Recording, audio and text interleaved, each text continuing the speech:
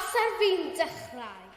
Ar eich marciau, coch, oren, gwyrdd, ewch. Gweler y ceir yn rasio'n wyllt y gwmpas trac Penrhyd. Ond, crash, danwain ofnadw ar y cornel olaf. Ai taflu'r ffidil yn y to i'r ateb i'r gyrwyr heddiw? Na, gyrwyr mentrus uchelgeisiol sydd yma yn barod i ddyfalbyrhau at yr eni. Mae'r faner frith a'i sgwariau du a gwyn yn chwifio'n llawen yn yr awel i bortreadu buddugoliaeth a llwyddiant ymdrach ras bywyd.